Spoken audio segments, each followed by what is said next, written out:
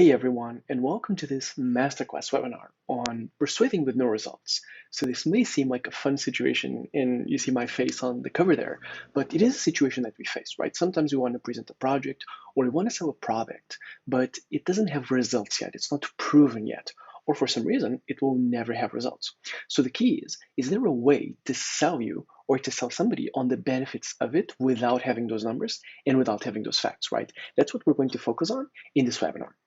So just to check, if you're here, you probably fit one of these three cases, right? You want to sell a great product, but that product is not proven yet for some reason, maybe research or clinical trials or whatever it is, they're still pending. Maybe not clinical trials, but some other type of research, but you want to pre-sell it in the middle while it happens in the meantime. Or maybe you want to gain support for a project that has potential, but you need more time to get results. That is, it has potential and it's getting results, but you want to sell it in the meantime. And you're thinking, is there anything that I can do while I still don't have the results? Or for some reason, you may just want to learn sales or presentation techniques that don't depend on the results. For example, you may be great at espousing the technical benefits and the logical facts and all of the lists of facts and numbers of a product, but you may be thinking, are there other ways to sell that don't depend on these? And you just want to have those techniques in your toolkit, right? So that's what we're going to cover in this webinar, right? That's why you're here.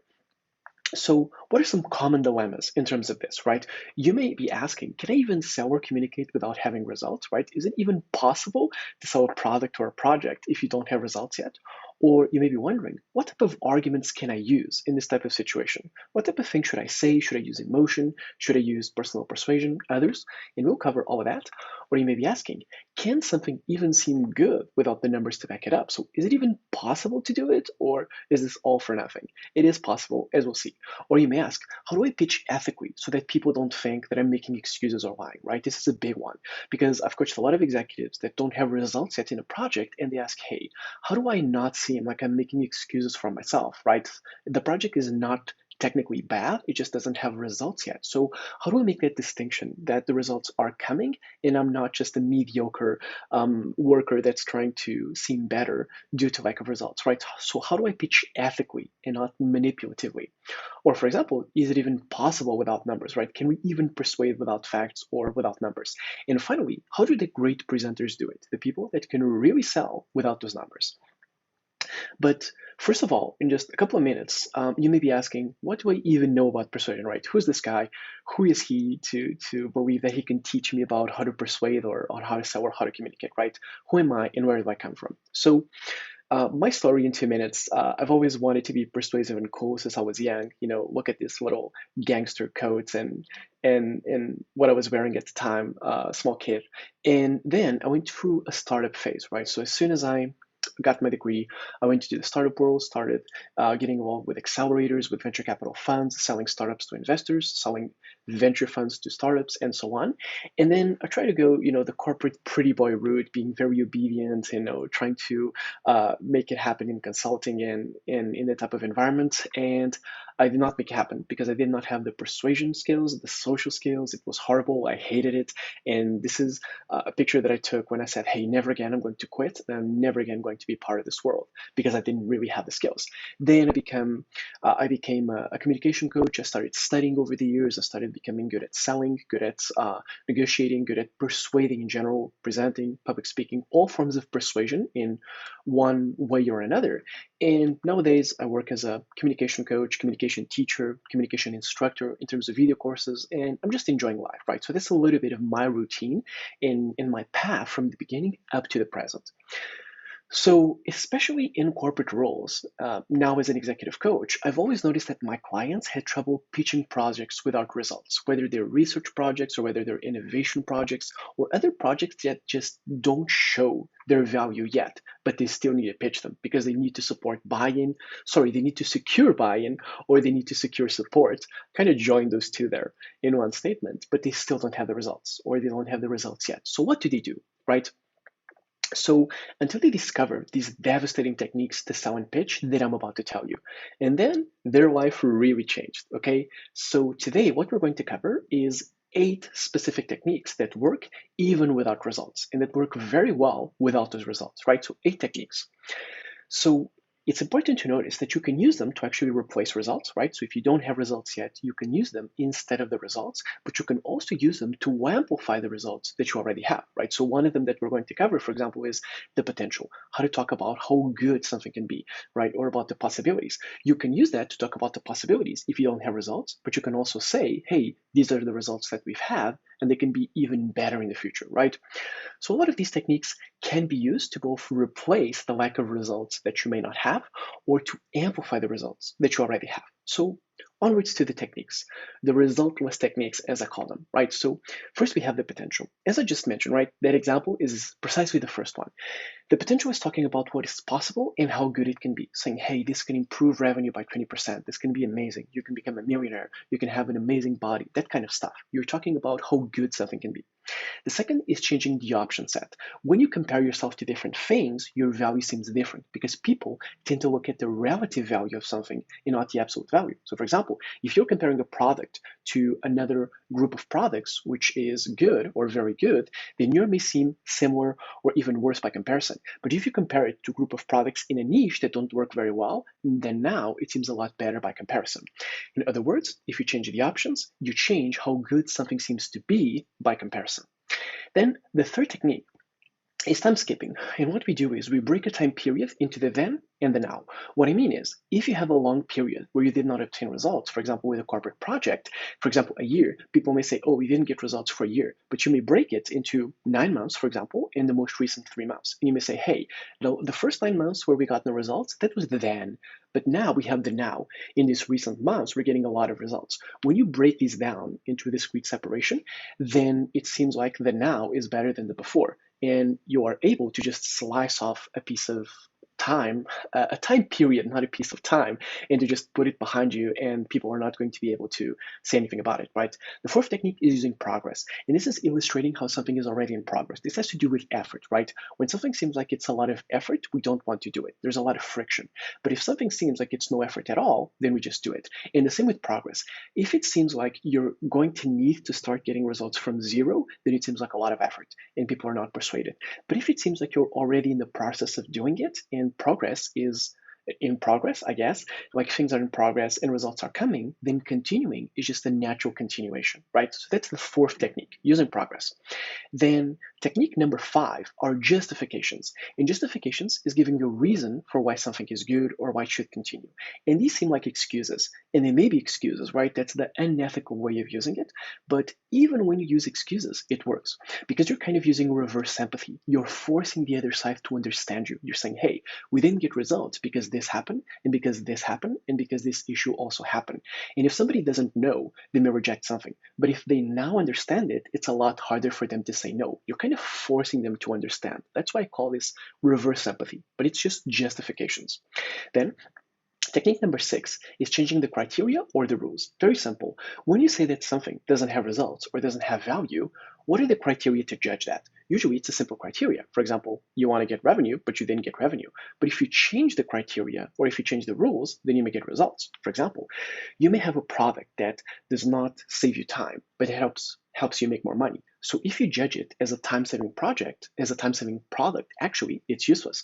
But if you judge it instead as a product to help you make money, maybe it has a lot of value. So if you just change the criteria that you use to judge something, you change its value.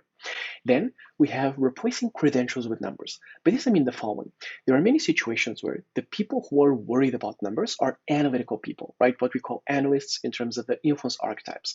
They're logical, they're very slow, they scrutinize everything, and they're focused on things such as credentials, preparation, processes, and facts. So even if you don't have facts, you can still convince them with the other elements, the credentials, the preparation, the reputation, and so on.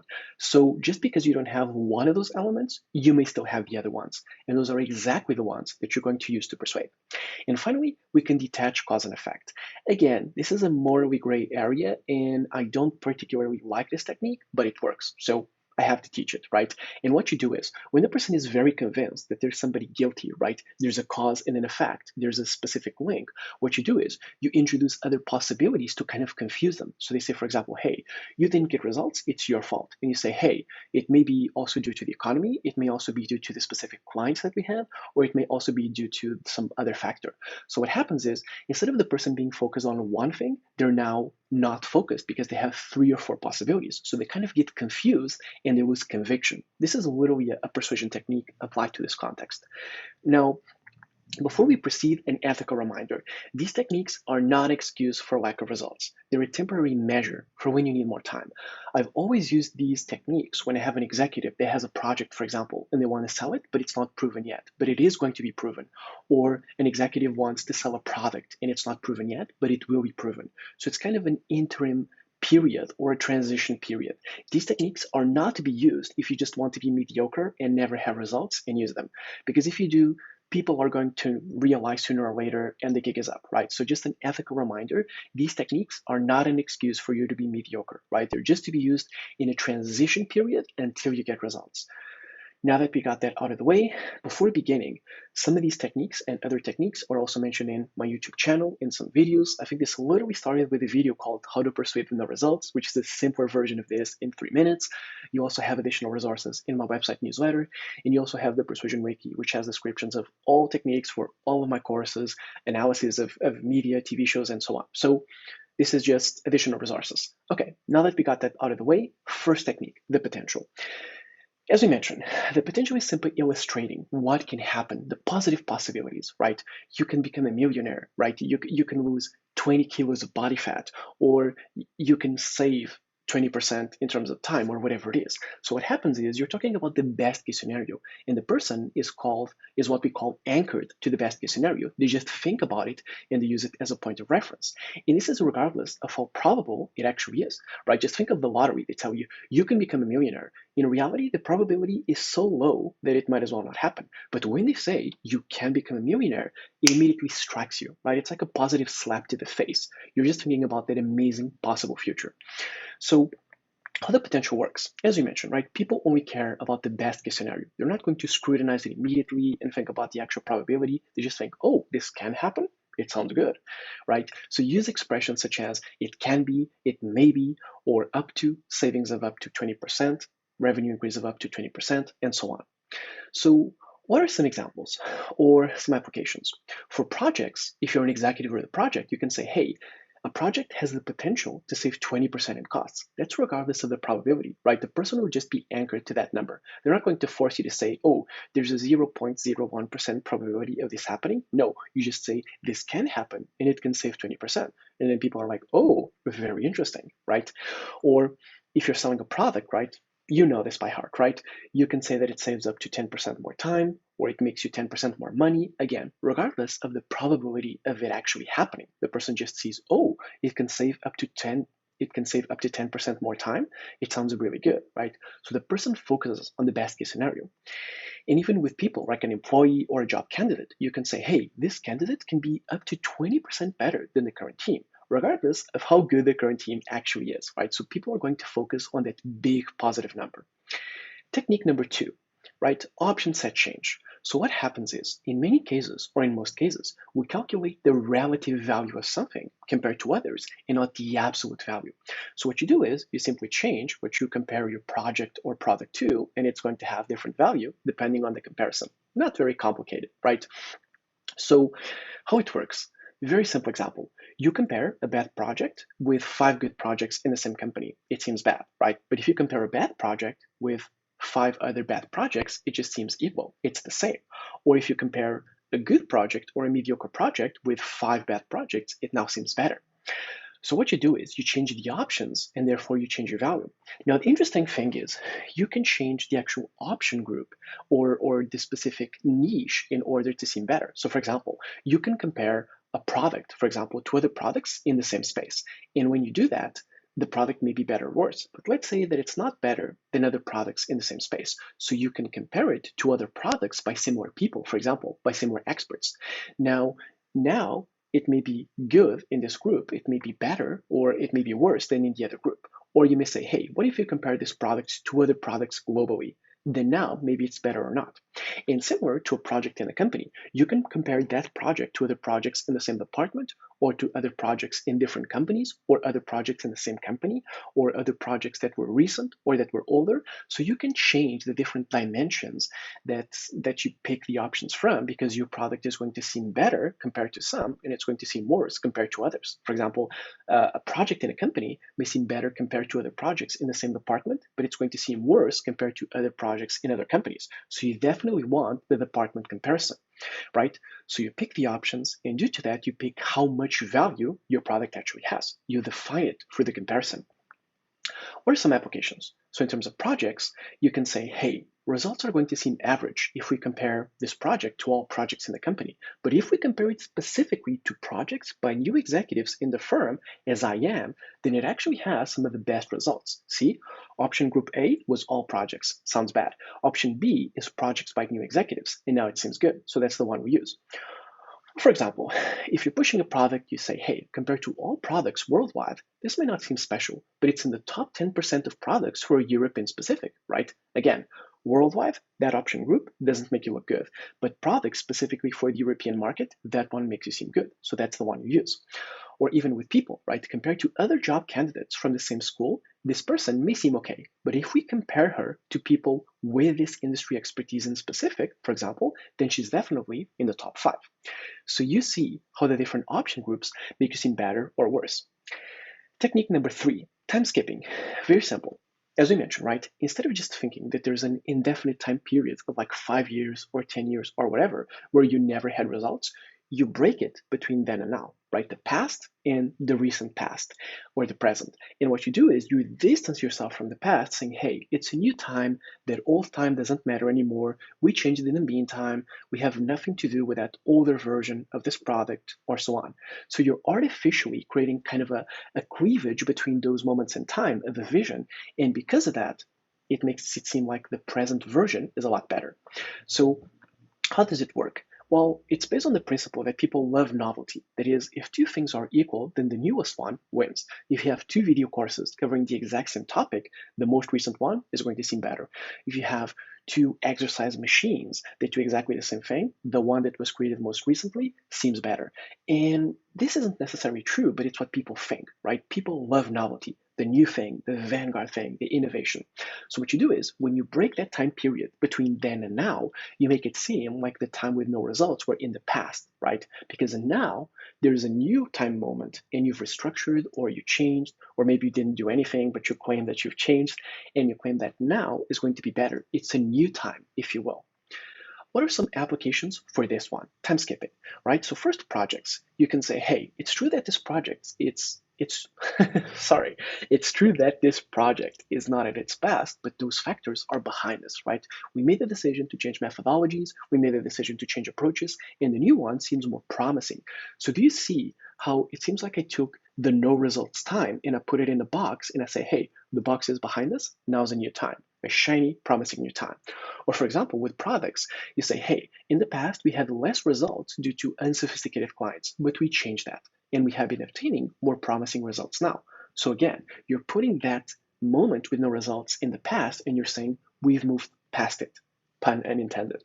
Or with people, you can say, hey, as an employee yourself, to your manager, you can say, hey, in the past, my performance was lower, but in the meantime, I aligned with management, and now we understand each other's goals better. So now we have been obtaining better results in terms of my performance ever since. Again, you're taking that time with bad results, pushing it to the past, and saying, there's a clear division, and we're on the next stage after that division, okay? And finally, technique number 4, progress. So what happens is, when you start something from scratch, it seems very hard, right? But if something is in progress, then it just seems easy to continue. The principle of inertia, very simple. So what happens here is, if you make it seem like results are in progress versus having to achieve results from zero, then you persuade more, right? So why does this work? How does this work? It's a type of what I call effort persuasion, or if you use it for darker purposes, effort manipulation. What happens is the following. Most of the effort associated with something is perceived, not real. Just think of running, for example. If you think that running is no effort, if you think, hey, just pick up the water bottle and go, then it's no effort. But if you think that it's a lot of effort, right? Hey, I gotta pick up the running clothes, I gotta tie my running shoes, I gotta fill the water bottle, I gotta check if the weather is good, etc. If you think it's a lot of effort, it is. And if you think that it's no effort, it is. And this perception effect happens with a lot of things in life. In many cases, if you think that something is effortful, regardless of whether it is or not, you're not going to do it because it seems effortful, and vice versa. In progress is part of this. If something seems like it's not in progress, like it's starting from zero, then it's more effort, and you're less likely to adopt it or support it. Apologies. But on the other hand, if something seems like it's already in progress and you're continuing, then it seems like it's less effort and you make it happen, right? You're more eager to adopt it. So you can use indicators of progress, that is, indicators that show that something is moving along, even if it isn't. And these include, for example, having already done the research for a product or project, or having already consulted with specific people in terms of that product or project, or, for example, having already assessed and mitigated risks. And you may say that these are not necessarily indicators of progress, but they seem like it. It seems like you've already done a lot of work towards this, right? So what are some applications of this progress technique, right? So first, for projects, you can say something like, hey, we're on the path to results and we're closer than ever. We have consolidated studies, we have established the methodology, and we just need to tune the execution. Or with a product, for example, you can say, hey, our product is almost there in terms of results. Preliminary results are very promising. Our method is exclusive, and the research really supports us. So now we only need people to use it and to get results. Or you can say, finally, in terms of people, this candidate is very close to our target profile. They already have the education, they already have the company culture, they've done basically everything besides starting working. So that's all that remains. So you see how I'm making it seem like there's progress, even if there isn't, because it seems like it just needs to continue. It doesn't need to start from scratch. So we are halfway there, right? We talked about the potential, changing the option set, time skipping, and using progress. And now we're missing the final four techniques, using justifications, changing the criteria, leveraging credentials instead of facts, and detaching cause from effect. So a quick recap, right? What are the four techniques that we've covered? First, using the potential is illustrating how good something can be, regardless of the current results you have. Then, changing the option set is comparing something to other options that make yours seem good. So you fabricate the options or you manipulate them in a way. Manipulate is a dark word. You pick the options that make you seem good. Okay. You can also manipulate, obviously, but that's not recommended. Then time skipping is separating the now and then. Again, it's taking a block of time and chopping it up into two and saying, hey, the past doesn't matter, only the now matters. And the now is going to be different. And finally, using progress is making it seem like results are in progress even if they're not. You're showing indicators of progress over time. Okay, so onwards to technique number 5, justifications. And justifications are very simple. When you share the reason behind the request or suggestion, you persuade more. Just saying the word because persuades. Instead of saying, hey, buy this, you say, buy this because it's good. That's what I call an empty justification. It has no reason whatsoever, but it still works. It's disturbing. Obviously, if you have a good justification, it's even better, right? There are different levels of justifications, 4 in total, that we're going to cover, with different levels of effectiveness, but they all work. Just saying, do this because this is already persuasive, right? So how do justifications work? As I mentioned, you're kind of using reverse sympathy. Instead of the other side making you understand them, you are making the other side understand you. You're kind of saying, this is why I did this is why we have no results, this is why this happened. And what happens is you can share some details of the project or product, or you can just give a reason for the recommendation. You can say, hey, I believe this product is good because this and this and this, or I believe that the project is good because we had results in the past, a year ago, or whatever it is. Now, the key question is, as I mentioned, there are 4 levels of justifications: diagnosed, granular, statistical, and empty. These are just fancy names that I invented. As you see, they're just different levels of targeting. So a diagnosed justification is personal and unique. It's you knowing, for example, that a client loves their family and loves to make memories with their kids or whatever it is. And you say, hey, I'm recommending this product because it's going to help you create those memories. And I know that more than anything else in life, this is what you really want. So I really believe that this is good for you. You can see the targeting level of that justification, right? It's diagnosed for that person. It's a specific solution to the specific pain. Then the level below it is granular. It's not unique, but it's specific. Think of like the Amazon recommendations saying, hey, we recommend this product because we bought this other one as well. It's saying, hey, I know that you like video game consoles, so I'm recommending this PlayStation 5 to you. Maybe they don't even like PlayStation 5, but they like something similar. So it's not as specific as a diagnosed recommendation, but it's still granular. It's specific to a dimension of their personality, if you will. Then the next level of efficiency is statistical. It means it's not for the person, but it's recommended for people who are like that person. So statistically, apologies, it makes sense. It's saying, hey, most people like you support this type of project. Even if you may not particularly like it, most people that are like you actually like it, right? And finally, we have an empty justification, which is the worst type, but it still persuades. It's saying something like, hey, I recommend this because it's good, or you should support this project because you should, or you should buy this product because I said so, something like that, right? How would we use this, right? What are some applications?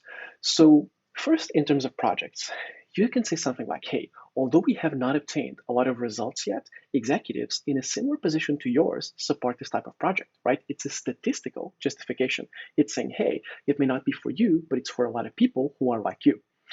Or in terms of a product, recommending a product purchase, saying, hey, from what you've told me, you've bought products like this one before, right? So I think it would be a great fit for you. It's not super targeted for the person, but it's targeted for one of their behaviors.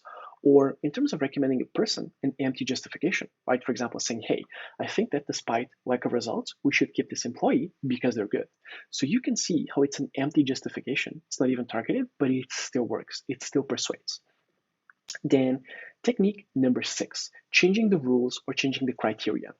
So if you think about it, as we mentioned, lack of results is only lack of results according to a specific criterion, right? Criterion, not criteria, apologies. So no, actually this is okay, according to specific criteria, that's plural. Okay, I thought I was wrong, but I was right. So according to different criteria, something may be a huge success, right? So what you do is you change the standards or the criteria that you use to judge something, and therefore you change its value. As we mentioned, you may have a product that is supposed to help you save time, but it also helps you make a lot of money. But it doesn't save you time at all. So if you judge it by the original criterion, which is does it save time or not, it's a complete failure. But if you judge it by the specific criterion, the additional one, which is does it make money or not, it's a complete success, right? So by changing the rules that you use to judge something, you change its value.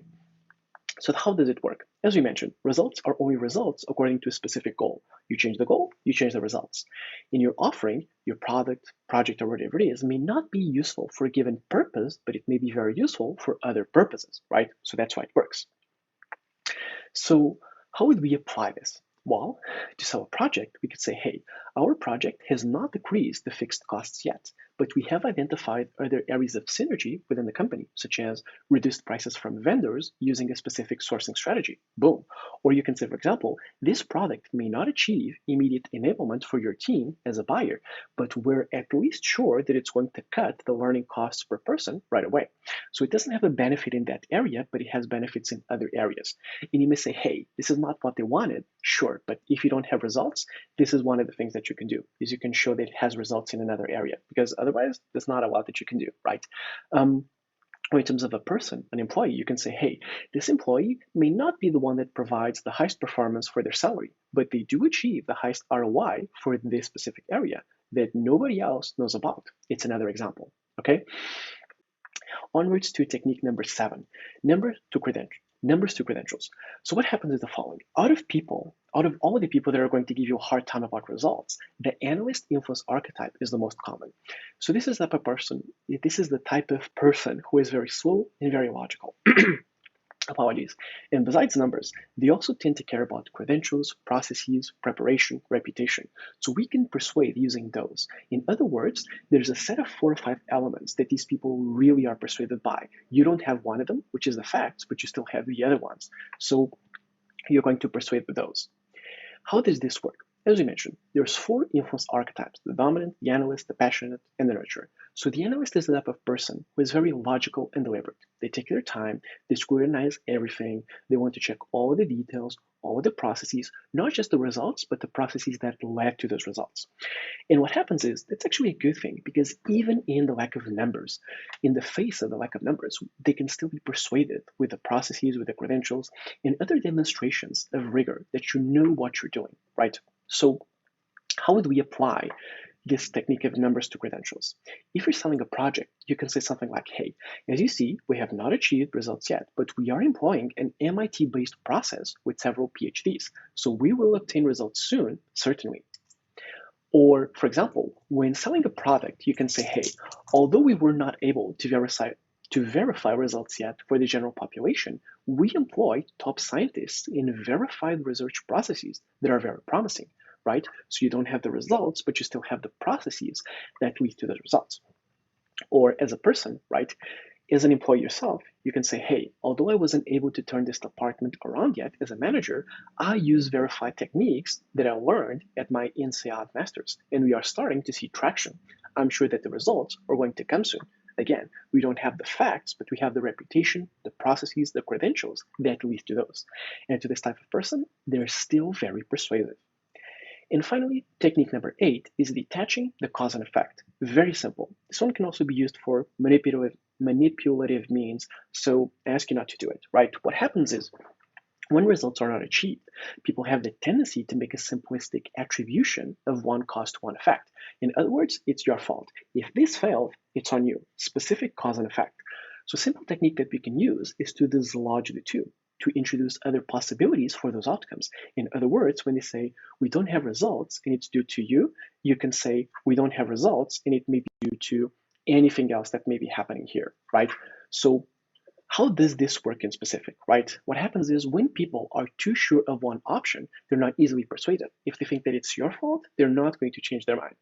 So what we do is we introduce more possibilities, which confuses them. They lose certainty in that option. That's a persuasion technique by itself that I call the possibility shuffle. They're convinced of one specific possibility, and what you do is you say, have you considered this? And have you considered this? And this and this. Now instead of one possibility, they have 3 or 4. So they can't be certain anymore, right?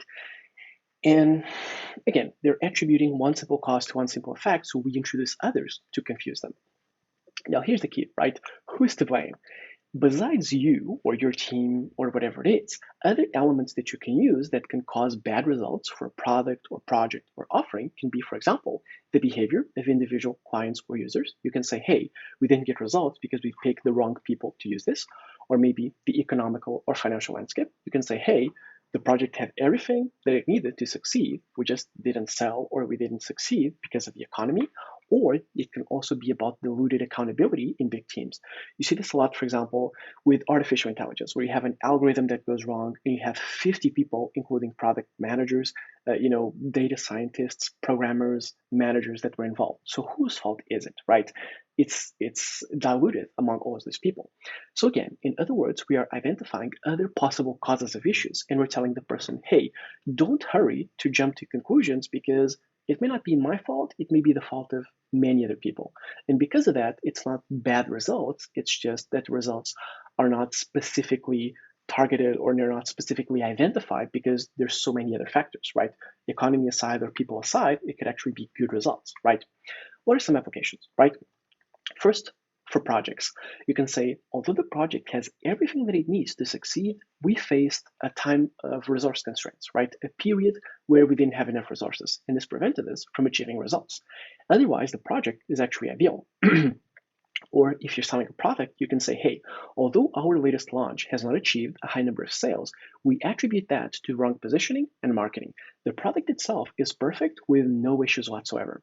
Or in terms of people, you can say, hey, although I'm the new manager of the team, I was not able to drive performance because I have not yet assimilated the culture completely, right? That impacts decision making, how we deal with people, etc. But the ramp up, however, is going well. In other words, you're saying, I'm excellent as a manager, it's the specific fit that is not optimized yet. So you can see how we're detaching a specific cause from an effect. And we're saying there's like 3 or 4 or many other causes which could have caused this, which were the causes for this technically. So a recap of the second half, these Last, four techniques.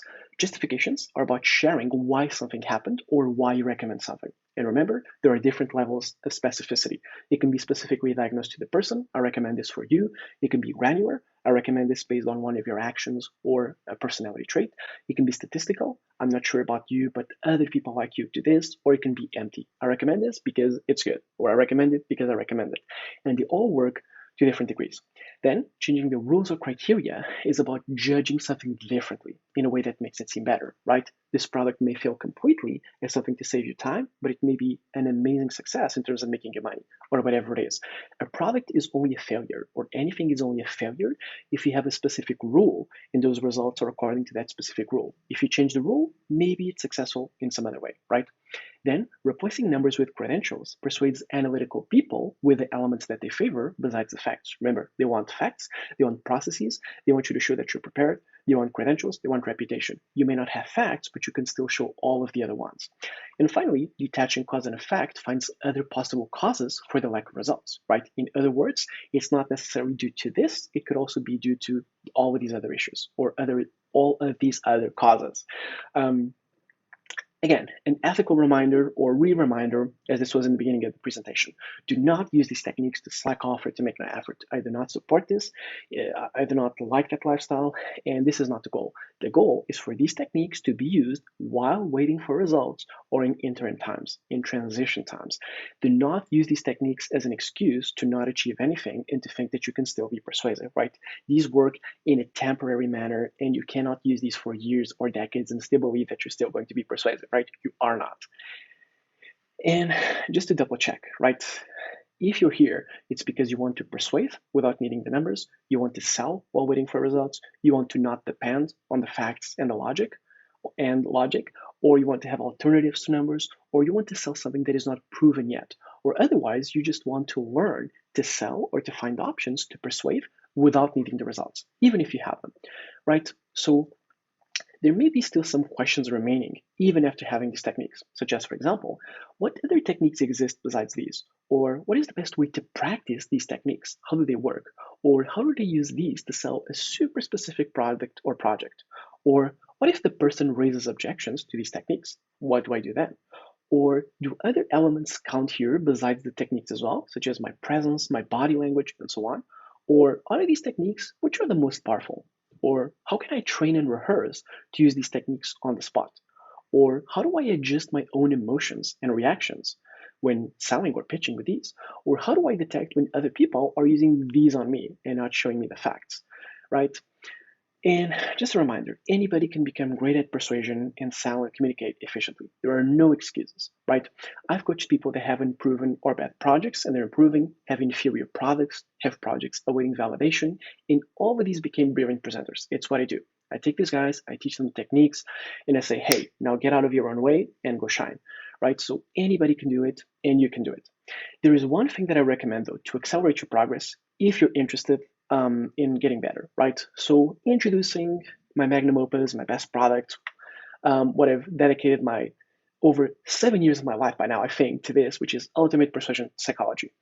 It's a video course that contains over 10 hours, over 58 techniques for persuading any person in any environment. You may think this is an exaggeration. It is not. It'll teach you how to persuade, how to sell, how to speak on stage, how to communicate one-to-one, how to persuade the crowd, how to persuade a person, how to convince a friend to go watch a movie, how to improve in your career and get promoted using persuasion. It'll teach you all possible types of techniques for all possible types of use cases at all stages.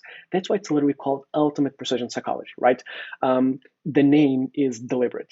So what happens is 10 plus hours, as I mentioned, it has full spectrum persuasion, all the way from marketing yourself and meeting the person the first time to closing them, dealing with objections. And it has examples of all these techniques for 4 use cases: how to sell something, how to progress in your career, how to raise funds, for example, if you're a fund or a startup raising venture capital, and how to persuade personally, friends and family, for example. A little bit about it very quickly. It has 5 main modules, right? The pre-framing, and the pre-framing is about establishing a strong positioning, how to look good before you even speak with a person or persuade. Then the priming, which is when you have multiple people around you and you're qualifying the other side and you're selecting the appropriate targets, right, to sell. Then interaction, which is when you actually meet them and you're connecting with a person and they're opening up to you, or you're getting them to open up to you. Then the disarmament, which is about identifying the objections and weakening those objections and destroying them so that they can buy or they can do otherwise what you're trying to persuade them to do. And finally, the closing, giving them the final push, giving them incentives, cutting off their exits, and using other techniques to really make sure that they follow through with buying something or being persuaded. So what you have with Ultimate Persuasion as well, right? You also get a one-on-one coaching call to address all of your questions and doubts. So you can watch the whole course and any doubts you have, you can ask them directly. You have the Persuasion Wiki, which is this gigantic wiki with descriptions of all the techniques, resources, videos, PDFs, all sorts of bonuses to really make sure that you get this in your mind and really learn those techniques, whether you want to or not. It's that good. In lifetime updates. So if you ask, hey, is Ultimate Precision Psychology 5.0 coming soon? Is it going to have 20 more techniques, 10 plus hours? Well, you will know when it happens because you have lifetime updates, right? So the total package value of this is around 1,200 euros, right? Because it's about 700 euros for the course itself. The coaching call is about 300 euros itself, and the lifetime access to the Persuasion Wiki as well. So that's the total package value of this course. And now your investment is about 297 euros, right? So it's a pretty sweet deal in my opinion. But that's precisely what I want, right? I want it to be something that's elite, but it's still accessible to people.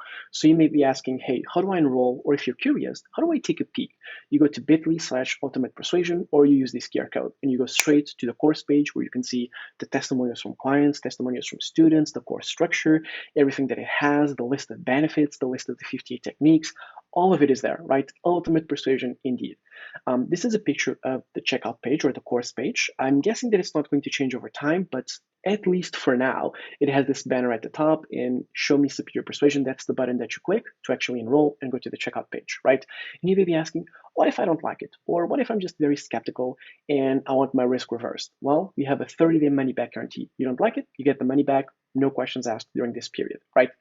And that's pretty much the deal, right? 10 plus hours of video, 58 techniques, 97 videos, Persuasion Wiki, 1 hour coaching call, persuading any person in any situation for anything. If you're an executive that wants to pitch projects, you will get better with this course. If you're somebody who wants to do corporate sales, you'll get better with this course. If you're trying to convince a friend to watch a movie, you'll get better with this course. If you want to become more present as a speaker, using more tension, having a more serious tone of voice, showing more emotion, you'll get better with this course, right? It's called Ultimate Persuasion for a reason, right?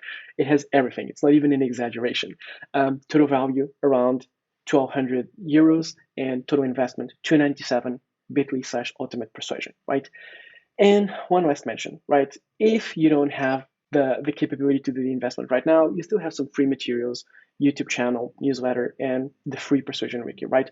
Obviously, they're not at the same grade, but if you're thinking, hey, I still want to think about it, or I just want some extra free materials, those are there. Anyways, thank you so much, everybody, for watching. I'm sure that this is going to help you persuade her better while you still don't have results. Again, it's not an excuse for bad results. You need to have them eventually. But anyway, thank you so much for your time, and thank you for watching this till the end, I guess. And I'll see you on the next webinar, or maybe in the course itself, or whatever it is. Thank you so much.